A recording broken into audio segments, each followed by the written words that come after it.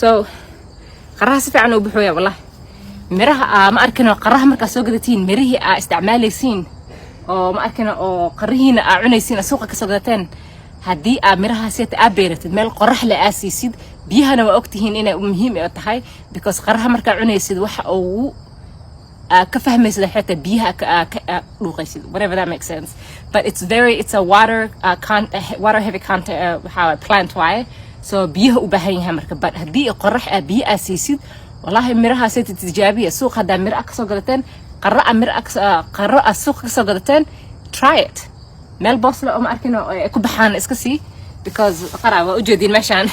sida loo baxooyo oh my goodness ما شاء الله والله adduunka horta wax iga fulaysan male I'm so happy meel waxaa deganahay oo at least the city deganahay masas badan ma joogaan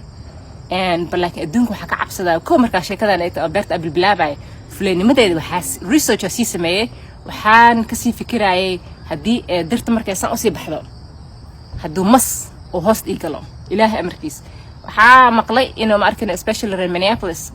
xaafadahaas deganahay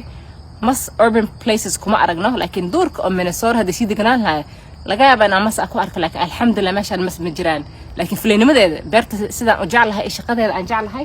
you know if I saw there were any snakes I would not have done this but hey iska jira bash